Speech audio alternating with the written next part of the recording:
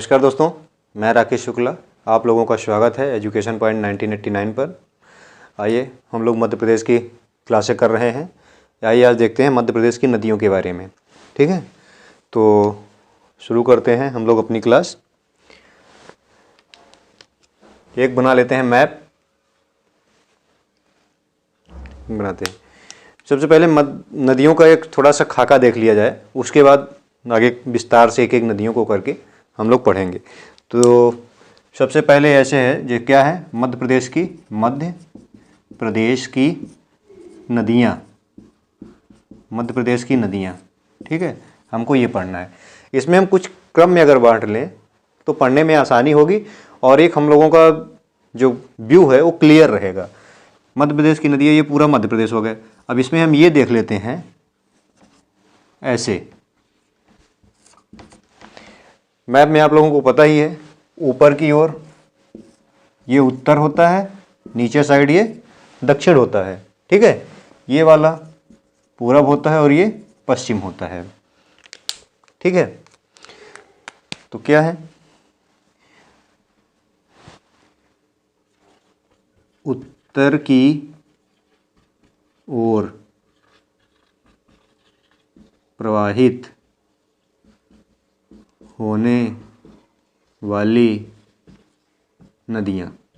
उत्तर की ओर प्रवाहित होने वाली नदियाँ कौन कौन सी हैं, किनको हमें देखना है। हैं तो बहुत सारी, क्योंकि मध्य प्रदेश को नदियों का मायका बोला जाता है। नदियों का मायका लगभग बहुत सारी 250-300 नदियाँ हैं, जिनमें हमको सबको नहीं पढ़ना है। 20-25 नदियाँ पढ़नी है इम्पोर्टेंट, जो हमारे एग्जाम पॉइंट ऑफ व्यू से इम्पोर्टेंट है, बस उतनी ही देखना है। फिर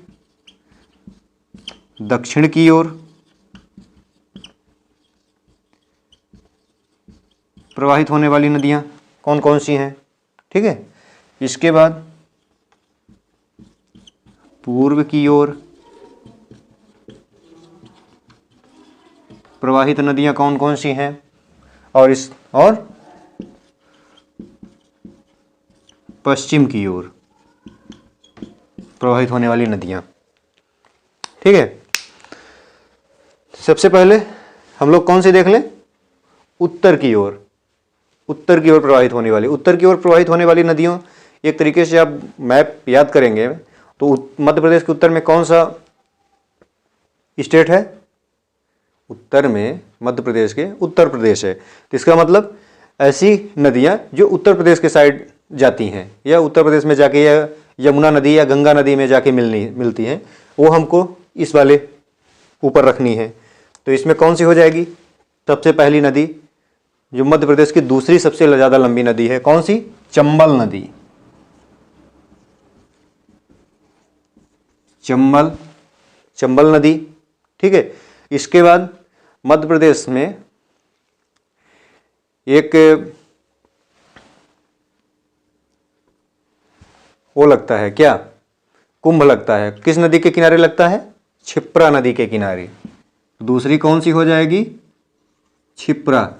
हमें हर चीज़ को किसी न किसी एक दूसरे से इंटरलिंक करके, रिलेट करके पढ़ना है, जिससे चीज़ें भूलेंगी नहीं। एक चीज़ भूलेगी तो दूसरे से जब रिलेट किए रहेंगे तो उससे हमारी चीज़ें याद हो जाएंगी, रटना नहीं है। ठीक, क्षिप्रा हो गई। उसके बाद पार्वती,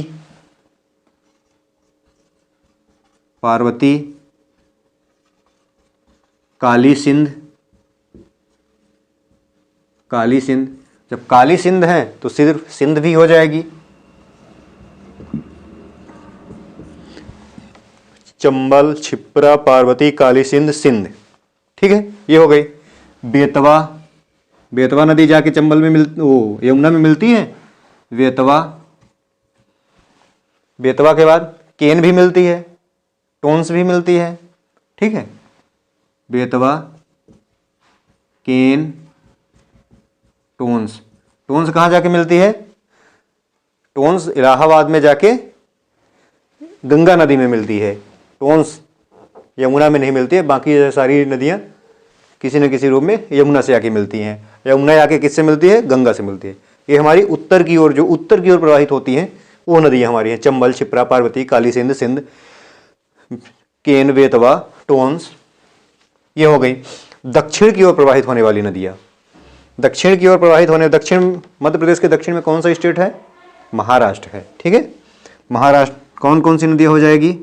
सबसे बढ़िया नदी वेन गंगा। मध्य प्रदेश में गंगा नहीं है तो वेन गंगा तो है। चलिए इसी से काम चलाएंगे हम लोग, वेन गंगा। उसके बाद पेंच, एक पेंच अभ्यारण्य भी है, राष्ट्रीय उद्यान, पेंच नदी भी है, वहीं से बहती है। वर्धा, वर्धा कैसे याद रखेंगे? महात्मा गांधी के आश्रम से वर्धा।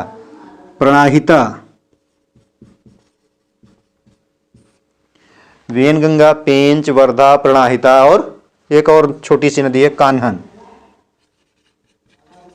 कान्हन, ये नदियां क्या हो जाएंगी? दक्षिण की ओर प्रवाहित होने वाली नदियां। पूर्व की ओर प्रवाहित होने वाली बहुत कम नदी है। एक हमारी सोन ही नदी है, सोन हो गई, जोहिला हो गई, कान्हन हो गई। सोन नदी को हम उत्तर की ओर भी मानते हैं और पूरब की ओर मानते हैं, क्योंकि वो कुछ टाइम उत्तर की ओर बहती है, फिर थोड़ा सा पूर्व की ओर भी बहती है सोन नदी। तो हम इसको इस वाले में रख लेंगे, सोन, कान्हन, जोहिला इसी की सहायक नदी है, जोहिला। ठीक है, पश्चिम की ओर प्रवाहित होने वाली नदियाँ, ये बहुत इंपॉर्टेंट नदी है। पश्चिम की ओर प्रवाहित होने वाली सबसे इंपॉर्टेंट नदी कौन सी है? नर्मदा। एक तरीके से मध्य प्रदेश की जीवन रेखा, मध्य प्रदेश की सबसे लंबी नदी नर्मदा नदी। दूसरी ताप्ती, नर्मदा और ताप्ती दोनों रिफ्ट वैली में बहती हैं। ठीक है, और तीसरी एक और है माही, इसका भी बहुत इंपॉर्टेंट है। माही नदी कुछ ऐसा करती है, बताया गया होगा, ये क्या करती है? कर्क रेखा को 2 बार काटती है, कर्क रेखा को 2 बार काटती है माही नदी। नर्मदा, ताप्ती, माही पश्चिम की ओर प्रवाहित होने वाली नदियां। पूरब की ओर प्रवाहित होने वाली सोन, कान्हन, जोहिला। दक्षिण की ओर प्रवाहित होने वेनगंगा, वर्धा, प्रणाहिता, कान्हन, पेंच। उत्तर की ओर चंबल, क्षिप्रा, पार्वती, सिंध, काली सिंध। ठीक है, उसका सिंध, बेतवा, केन, टोंस, ये सारी नदियाँ हो जाएंगी। अब इनको हम लोग एक एक करके नदियों को पढ़ना शुरू करेंगे। ओके।